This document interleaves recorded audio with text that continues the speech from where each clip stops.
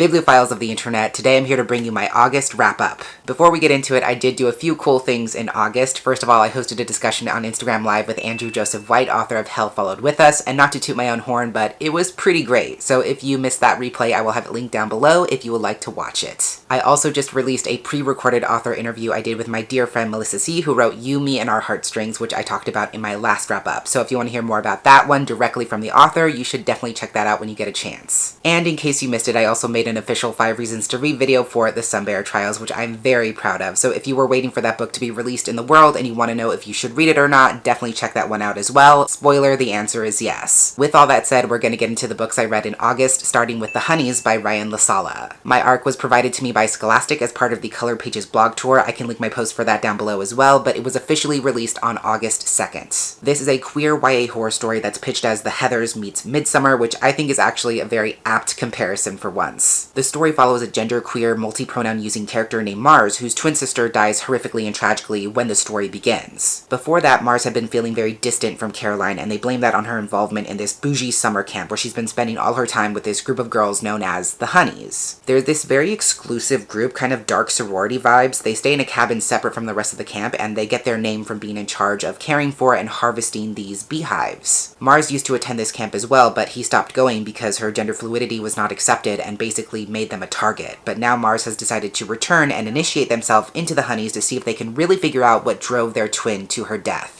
Content warnings for blood, violence, injury, death, and grief, misgendering, some ableist language, homophobia and homophobic violence, instances of sexism and misogyny, and some allusions to sexual assault. Additionally, I do want to add that there are some possible triggers in here for bug-related body horror specifically, and possible trypophobia triggers as well, because we're dealing a lot with honeycomb and bees. This was a great way to start August. This book is fantastic. I constantly find myself in awe of Ryan LaSala's beautiful brain. The way it works astounds me. The incredibly ambitious ideas they're able to bring to the page are quite literally unmatched. I knew this book was going to be weird and creepy and unsettling, which is what I wanted from it, but it goes to some really startling, mind-bending places. I don't even know where to begin. As I said, I think Midsummer especially is a great comp title for this, because what's so haunting about that movie is that these really horrific things are happening in eternal daylight, and that there's this really sinister veneer of normalcy hiding something deeper beneath the surface. That is very much what's going on in this book. The story is an absolute roller coaster ride from start to finish. By page 6, I was in absolute shock, and things just got wilder from there. And what's so great about it is that every new detail is just ever so slightly off-center so that you cannot possibly predict what's going to happen next. The story really pushes you to the absolute edge and makes you question everything. I think it does what every good horror story should do, in that it makes you want to immediately start over and read it all over again just to appreciate all the hidden details. And I really appreciate the complexity in the story with how Mars is trying to keep the Honeys at arm's length, because on one level they don't know if they can trust them, they suspect they might have something to do with Caroline's death, but at the same time they feel welcomed in that space. Going back to Aspen, Mars is being forced into a lot of male spaces out of quote-unquote convenience, and that's harmful for them in a lot of ways, but they find a very strange sense of solace and solidarity with the Honeys. So that presents a really interesting dichotomy, because they feel safe and unsafe at the same time, and I appreciate how the story allows the Honeys to represent femininity in all its beauty, its power, its strength, its connectedness, and even its violence in some ways. Above all, to me, this story is really about the sinister, unending ceremony of performance. What's really most terrifying about this camp is how everyone insists on performing normalcy to hide what's really happening beneath the surface. No matter how bizarre, unsettling, or horrific something might be, it will never be talked about after it happens, because to acknowledge that something awful happened would be to acknowledge the circumstances that allow such terrible things to exist. It's fascinating to me how Mars uses that performance to their advantage. Sometimes they don't resist the ways people are forcing them to act, perform, or conform, and they will also pretend at normalcy themselves because that is the safer choice. So on the one hand, they're using that performance as a means of camouflage, but on the other hand, because they contain so many multitudes, they are the perfect conduit to disrupt what's really happening at this campsite. Not to keep comparing this to Midsummer because they're two different stories, but part of what's unsettling about that film is that in many ways the characters are willingly entering this sinister space of their own volition, with open arms, and that dynamic is also at play in this story. And then the question becomes, how much of your fate can you change if you just embrace it? I've tried very hard not to give anything away in this review, so I apologize if that makes it seem vague or cryptic, but this story had an absolute death grip on me. I could not put it down. There were some details towards the end that were a bit hazy, but I still gave this 4.5 stars. Then on a whim, I decided to pick up the Kaiju Preservation Society by John Scalzi, and I listened to the audiobook read by Wil Wheaton. This is a weirdly cozy, satirical sci-fi story about Jamie Gray, who loses his job during the first wave of COVID, leaving him as a driver for delivery food apps. One day he ends up delivering to an old classmate who recognizes him and reconnects with him and eventually offers him a job. But the only thing he can tell him about this job is that it requires travel and it's for an animal rights organization. Intrigued and desperate for a better paying job, Jamie accepts the offer and is eventually initiated into this organization that takes him to an alternate dimension where scientists are working to study and preserve kaiju. Content warnings for references to COVID-19, mentions of death, some blood and injury, as well as some thematic violence. I saw someone recommend this book as being perfect for fans of Jurassic Park, which I am, and I'm going to be more specific and say it's great for people who love Jurassic Park, but it would be as if the scientists actually discovered dinosaurs already existing organically in nature and wanted to study them in earnest. Jurassic Park is obviously a commentary on the evils of capitalism and what can go wrong when we center profit over humanity, and I think this book definitely carries on in that same tradition, but it takes a very different approach. John Scalzi is known for his trademark humor, his use of satire and SFF. One of his more well-known books, for example, is Red Shirts, which is a parody of Star Trek. So I would say that's how this compares to the comp title of Jurassic Park. It's poking fun at that narrative in a way that's very irreverent. So this story is just a lot of fun. I don't want to say it was low stakes, because when you're being faced with huge monsters that could easily kill you, there's definitely something at stake, but it does feel weirdly slice of life. You're following these scientists during their day-to-day routine as they try to study these impossible creatures, gather data, carry out experiments, and that's like the entire book. I also love the amount of thought that's gone into the kaiju, how they look, how they function, how they affect the entire ecosystem around them from the ground up. That's one of the more interesting parts of the story, because just understanding these creatures is an incredible challenge. The scientists who have been brought over to study the kaiju are tempted to compare them biologically to creatures and processes that are known on Earth, but there's really no comparison between the two things, so it's forcing them to rethink everything they know. And what's great is that those ideas are pretty accessible because our main character, Jamie, is not a scientist. He's there to provide physical labor as opposed to scientific expertise. So I think that's part of what makes this story work, because he is the lens filtering all these ideas. This is also one of those rare cases where I feel like understanding the context in which a story was created helps you to better understand or appreciate it, because this was John Scalzi's pandemic project. It was the story that helped him to be creative during a very creatively difficult time, and I do think this story offers a feeling of respite in that sense. It's a story that doesn't take itself too seriously, and I think that helps open everything up narratively and just allows you to really enjoy it without being concerned about what comes next. It's also just a reflection of how the world is very much a bizarre place at times, and all we can do is just roll with it and do our best to bear witness. I thought it was fun, I had a good time, the audiobook was fantastic. I do think it's a little self-indulgent sometimes, purposefully. It does get a little navel-gazy at some points, but I enjoyed it and I gave it a solid 4 stars. After that, I decided to read 4 queer fantasy novellas in a week, and I made a little vlog out of that, so you can go check that out if you want to see what I thought of The Bruising of Killua, The Empress of Salt and Fortune, When the Tiger Came Down the Mountain, and Into the Riverlands. Unintentionally, the next book I picked up literally after I finished editing that video was yet another queer novella, and that was What Moves the Dead by T. Kingfisher, and I was delighted to find out that the audiobook is read by Avi Roque. This is a horror novella. It is a reimagining of Edgar Allan Poe's story, The Fall of the House of Usher, which, hey, Edgar?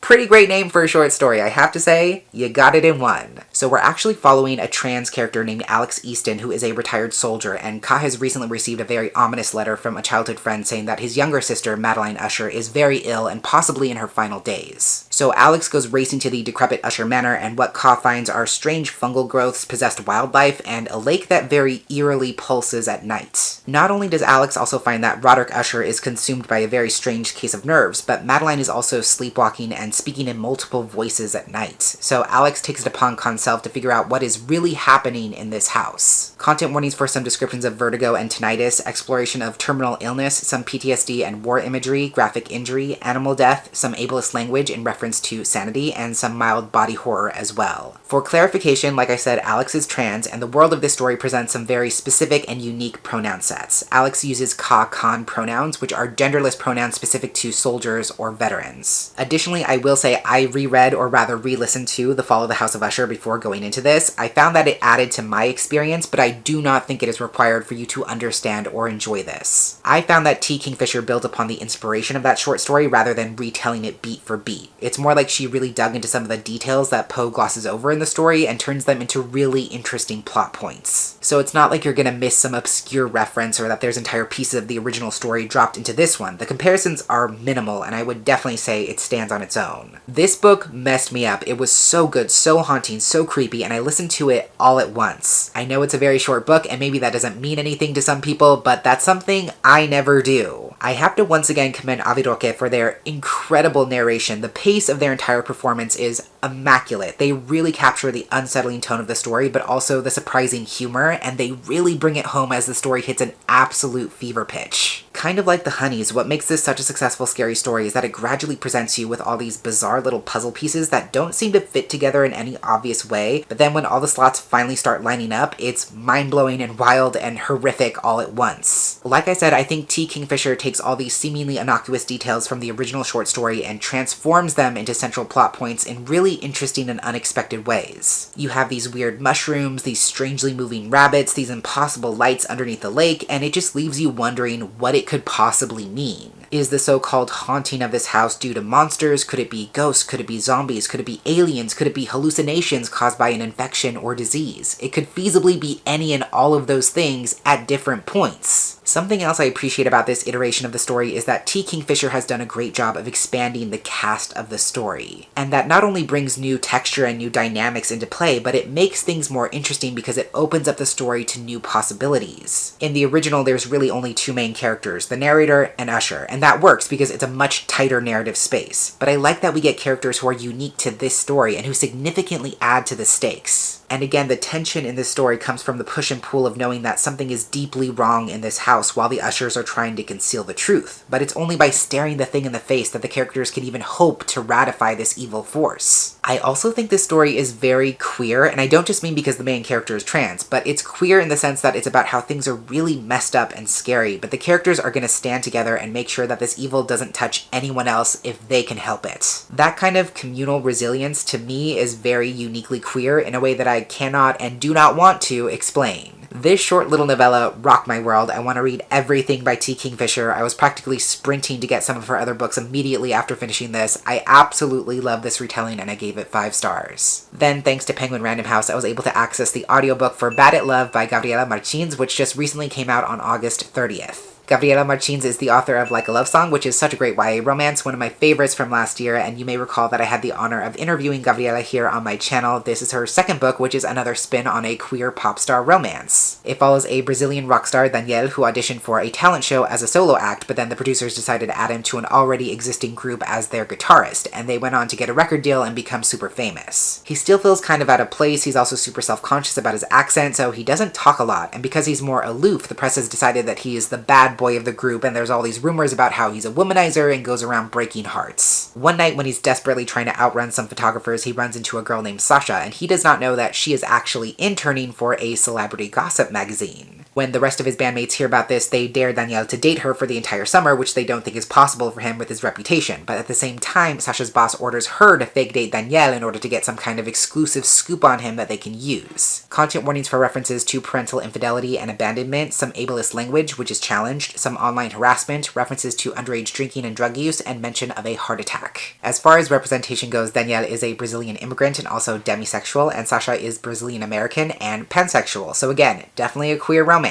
Gabriela has given us yet another delightful, fluffy summer rom-com, absolutely chock full of shenanigans. This was so much fun to read, and I think it's kind of unique in the sense that there's an element of fake dating on both ends of the relationship. Typically in a fake dating scenario, one character is using or exploiting their partner or partners and then accidentally falling in love along the way, but both characters are secretly trying to use the other one for personal gain in this case. If Daniel wins the bet with his bandmates, they've agreed to put the song that he wrote on the album, which is his dream, and Sasha is trying to get this exclusive story so she can win a scholarship and hopefully become a real music journalist. So there's something deeply personal at stake for both of them, and they both feel like if they just do this one thing, they can bypass the barriers to entry that are gatekeeping their happiness and their success. Just like a Love Song, I think Gabriela does such a great job of giving these characters opportunities to spend time together that are fun to read about, but that also have an additional layer of tension because the characters' motives and the characters' feelings don't quite match. It's also really interesting to see these dates from two different perspectives. Both characters are embarrassing themselves and worried about how they're coming off, but not for the reasons the other person might think. So that's entertaining to read. It brings complexity to the story, and it also shows that even though both characters think the other person has everything figured out, neither of them know what they're doing, and that's strangely comforting. I feel like that's the underlying theme of the story, that you don't have to prove that you're worthy of good things, that you shouldn't have to expend energy to make yourself seem good enough to earn things like respect, love, appreciation, happiness, because you are deserving of those things. I also feel like it's a subtle dig at capitalism, which is a system that encourages you to put yourself above everyone else, no matter what that might cost you personally, which is a pretty bad system. And even though I think the circumstances of this story are hyperbolic, obviously for the sake of entertainment, I think a lot of people have had to face choices like this, where they're expected to prioritize their own personal gain over the ethical or empathetic choice. And I feel like the point of the story is to show that it's a false dichotomy, it's a false dilemma, this idea that you have to choose yourself or nothing. Like, both characters think, if I just sacrifice this one thing, I can have everything I ever wanted. But under the grip of capitalism, that is not how it works. They think they can use the other person to bypass their problems, when instead if they actually took the time to look inwards, they realize they're capable of solving their own problems by just learning how to be better humans. Again, I really enjoyed this. It's fun, it's romantic, it's entertaining, but it's also thoughtful, and I would definitely recommend it right along with Like a Love Song. I gave it 4.5 stars. Then my lovely patrons voted for me to read Witchlings by Claribel A. Ortega, and I listened to it as an audiobook read by Serena Fiallo. This is a Latina middle grade fantasy adventure story about Seven, who is a witchling, basically a witch in training, and every year in her town there is a black moon ceremony where witchlings are assigned their official covens. This is a very big deal because you need to belong to a coven for your powers to continue growing, and anyone who's not in a coven becomes a spare and risks not only being ostracized but also losing their magic. As you might suspect, Seven is one of 3 spares, and in desperation she invokes what is known as the impossible task, and if she and her fellow spares can complete that task, then their coven will be sealed and they'll get to keep their powers. However, their task turns out to be saving the entire town from a horrific night beast. Content warnings for past instances of bullying, allusions to child death, some mentions of blood and injury, allusions to child abuse, and some thematic violence. This was wonderful. It's a really great, innovative take on the question of what it means to want to belong somewhere, how far we are willing to go to get that sense of belonging, and what it ends up costing us. The world of this story is very fun and creative and vibrant. I love seeing Seven being thrown into this ragtag group of misfits, hating every single second of it, and slowly realizing that these other witchlings are the only people who could possibly understand her the most. I was also pleasantly surprised by how well this story explores friendship breakups as well, which is not something we see a lot in middle grade stories, especially middle grade fantasy stories, but I think it's approached with a lot of nuance. Part of Seven feeling like she doesn't belong is this sense of jealousy she feels when her best friend is accepted into one of the main covens and basically starts acting like Seven doesn't exist, because to be a spare in this world is to be seen as less. So Seven is realizing that the friendship they built together is maybe not as strong as she thought it was, and then these new people she finds herself thrown in with are slowly but surely showing her what real teamwork and real friendship can look like. And at the end of the day, I think this story is really about the importance of community, not only how we need other people to lean on just to make it through this roller coaster ride called life, but also what it means to choose other people over ourselves. I feel like that's the journey Seven is ultimately on in this story. She starts off worrying about how other people are going to judge her, what she can do to protect her own magic, and when she tries to solve this task on her own, she is not finding success. But when she starts listening to her fellow witchlings, realizing that they also have so much to offer and so much at stake, and when she understands that this isn't just about finding a coven, but rather protecting a lot more people, that's when she really grows. So this was just a joy to read. Super soft friendship vibes, great use of magic and adventure and imagination. It does sort of fall into that mustachioed villain monologuing towards the end, but I realize I'm not the target demographic on that one, so I still gave this 4 stars. And the last book I read for August was It Sounds Like This by Ana Meriano. I was kindly gifted a finished copy by Penguin Teen, and this book officially released on August 2nd. This is a queer Latina coming-of-age story about Yasmin, an Aero Ace questioning Mexican-American musician who's starting her first year of marching band in high school, and she's already desperately gunning to become the flute section leader, even if it means unseating her best friend, Sophia. But Yasmin gets off on the wrong foot when she reports an anonymous band gossip Instagram account and ends up accidentally getting the entire low brass section suspended from band in the process. Without a low brass section, it seems like the marching band might not even get to have a marching season before it begins, but Yasmin, along with some other folks, volunteered to change sections and learn new instruments, which only further estranges her from Sophia and the rest of the flutes. But Yasmin is slowly making friends with her new section, especially the section leader, Bloom, who is a sweet and shy Aero Ace boy who's making Yasmin think about and feel a lot of new things. Content warnings for allusions to a past natural disaster, instances of misogyny and sexual objectification, some underage drinking, explorations of toxic friendship, online harassment, vomit, anxiety attacks, as well as one indirect HP reference. As far as representation goes, Yasmin is Mexican American and Aero Ace questioning, as I said, and she is also coded as dyslexic. Bloom is demi-romantic and demisexual, has ADHD, and he is also Jewish. This book was practically written for me, a story about a queer Mexican American flautist and marching band going through their Catholic confirmation process in the background.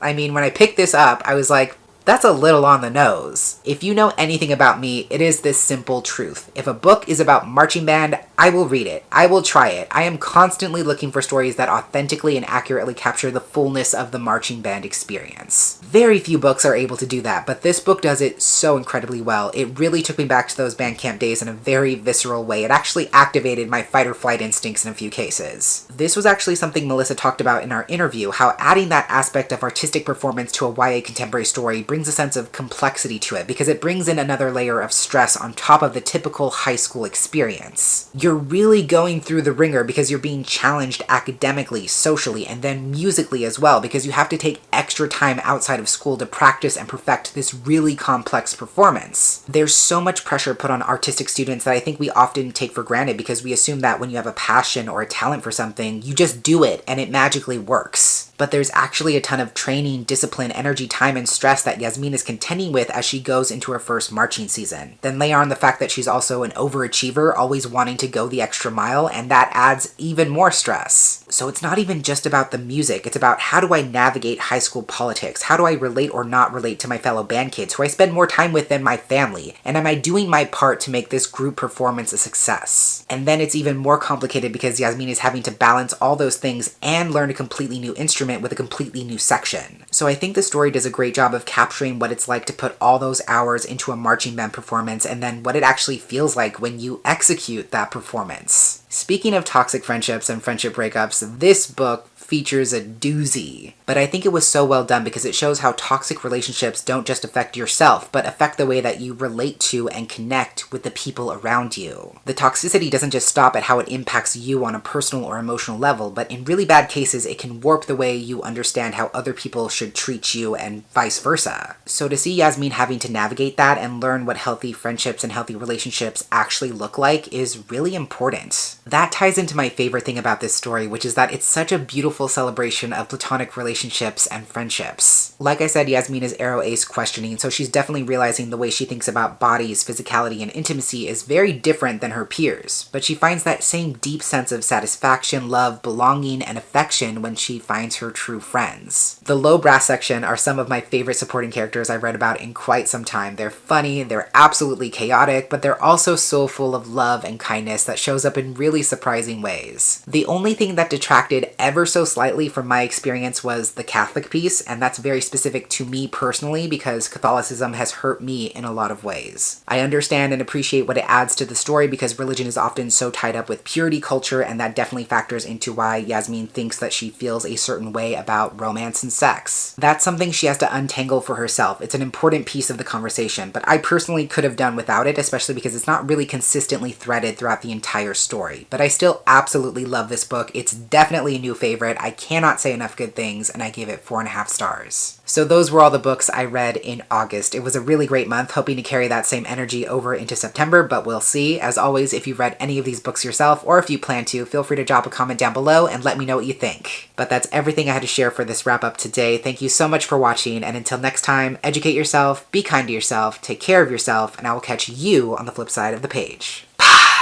And yes, I'm wearing long sleeves. I'm manifesting fall.